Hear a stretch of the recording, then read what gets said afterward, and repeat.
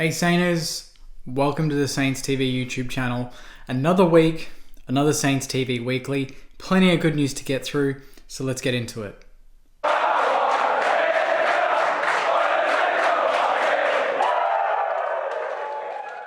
So there were many reasons why last week was a pretty good week for the club, but we'll talk about a couple right now off the bat. We picked up Wanganeen Malira, Nasiah Wanganeen Malira to be exact, at pick 11. A nice classy winger with brilliant foot skills. To top that off, we got Mitch Owens, and then we got Marcus Winhager, our two NGA boys that we were all desperate to get. And then on top of that, we worked our way up to pick 51, which allowed us to land 198 centimetre defender and pinch hit in the ruck type player, Oscar Adams. Very happy with that. And then on top of that, through the Category B rookie draft, we drafted Jack Paris and Josiah Kyle, two small forward wing players that are very quick and pretty handy around goal. So overall, we did exactly what we needed to do in the AFL Draft. We got the players we wanted, and now our list is basically final. We can focus on preseason training and getting ready for the new year. So very happy with the draft. Out of 10, probably a 9. I'm pretty happy with that. Got our mids, got our academy boys, got a defender, which was kind of a bonus. I didn't think we were in play for a defender, but we landed a defender. And they're all training now at Moorabbin and ready to go. Now, it wouldn't be a Saints TV weekly unless I included some little bit of bad news from the media. Not bad news really for us. It's just they're on our backs again. And this time it's Jared Healy. And he's just bewildered that we picked Malira ahead of Josh Sin. Basically because Malira is from interstate, and why wouldn't we pick a local boy that's probably not going to want to go home anytime soon in his career. The catch is that Josh Sin has now gone to Port Adelaide, which means he's leaving home, so the argument's equally viable for Port Adelaide and Josh Sin, but of course he picks on the Saints, and we've met with Malira. We believe we have a good club to keep him, and Jared Healy hasn't even seen Josh Sin or Nasiah Wanganeen Malira play, which he flagged in this article. So straight off the bat, an article is being made based on someone's thoughts from no footage and no facts at all. So that's kind of what we're dealing with at the moment. So just straight off the bat, ridiculous article, ridiculous comment. Jared Healy, just take a back seat, mate. James Gallagher came out the following day and basically said we don't pick players because of their geography.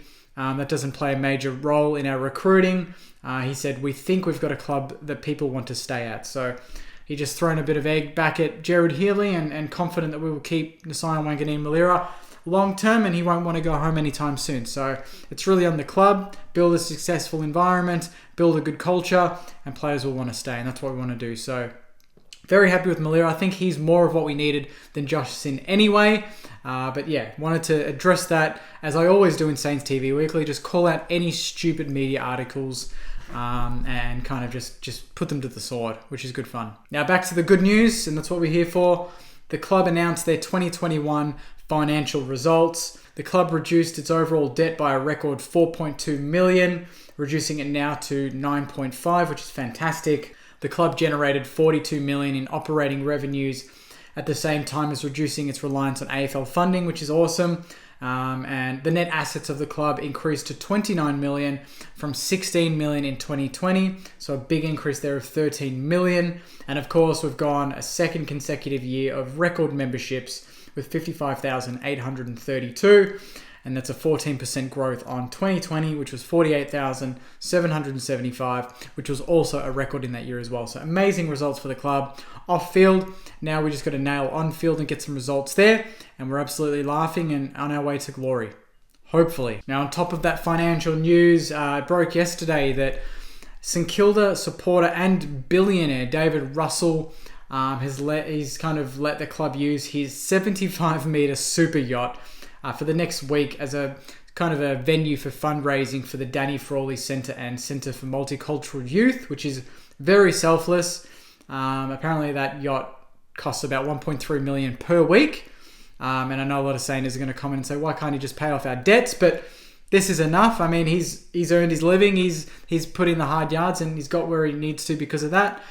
So it's very generous of him to be able to create that venue on that yacht, and hopefully we can raise a lot of money for the Danny Frawley Centre, and that will hopefully be opening in the next couple of months at RSCA Park. Now for some AFLW news. A statement came out last week in regards to Georgia Patrikios, which I think we all kind of know what was happening there. She took some leave, and a lot of rumours kind of circulate whether it was to do with the mandates for the vaccines, and turns out it is, but that's perfectly fine, and we're all for it, for Georgia to voice her opinion and to focus on her body and make decisions based on chatting to family and to the doctors.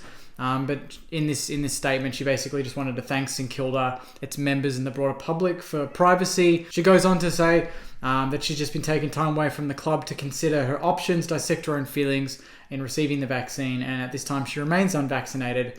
But she's committed to learning more, consulting with additional medical professionals, and continuing to discuss this with her family before she makes a final decision. So that's all perfectly fine.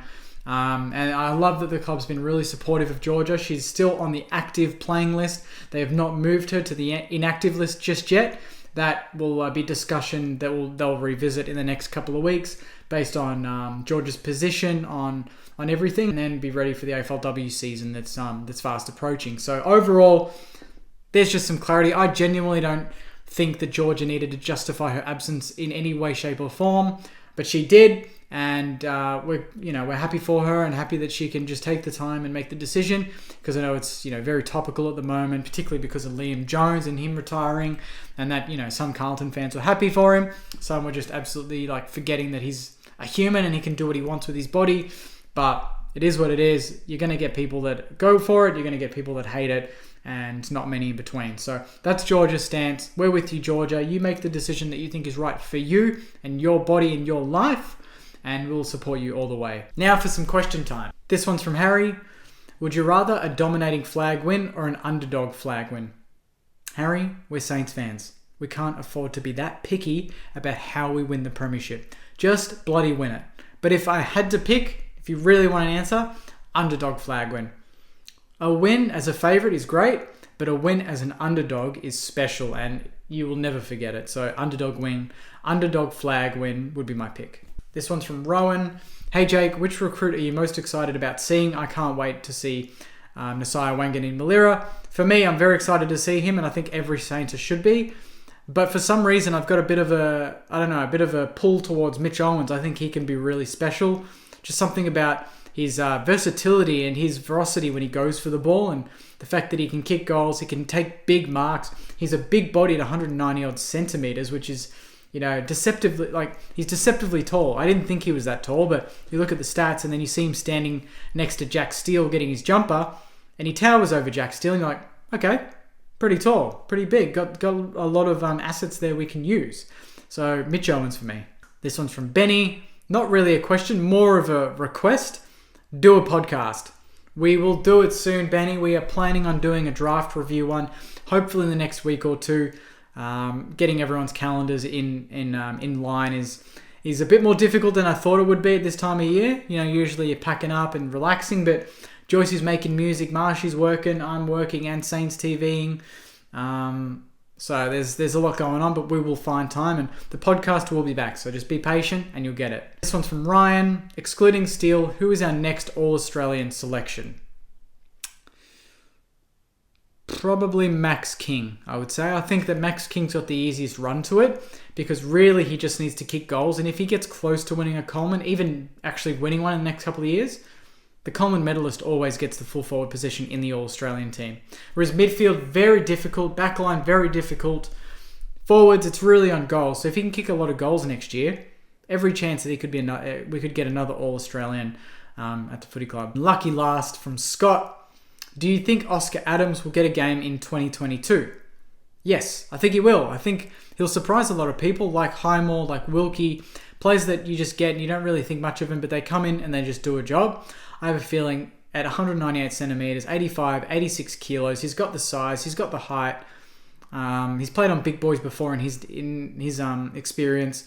I think he could come in and do a pretty good job at centre half back, but I think Josh Battle probably gets first look at centre half back at the moment, in pre-season at the very least. And then, depending on how that goes, we might look at Oscar Adams. But I would be surprised if we didn't see more than a couple of times next year. And there you have it, Tainers. that is Saints TV Weekly for another week. A lot of good news there. Players drafted, good financial news. Summer's hitting, beautiful weather's it's around the corner. December's around the corner. Christmas time. It's all heating up. Pre-season is back, and full pre-season is back this time next week. So great all-round news for the Saints. Really happy with where the club's going, and hopefully we can all now just kind of relax on the list. We know what list we've got, and I think it's a good one. And we can just look forward to 2022 and what that holds. Quick shout out also, as always, to Inglewood Coffee Roasters, who are sponsoring this video and all Saints TV weekly videos. They are on www.inglewoodcoffeeroasters.com.au. You can use Saints30 as the discount code, and you'll get 30% off all of that delicious coffee amongst all of the other coffee products that they've got on their website. All right, guys, I'm going to leave it there. Thank you for watching. As always, if you haven't subscribed, please hit the subscribe button and join the Saints TV Army on YouTube. The last video, the draft review video, got over 50 subs, which is incredible. So thank you for all of your support. Then my next video should be out this time next week, Saints TV Weekly. Unless any big news breaks between then, it'll be on the YouTube channel. So looking forward to seeing you next time, guys. Enjoy the rest of your week, and go you mighty Sainers. See you guys.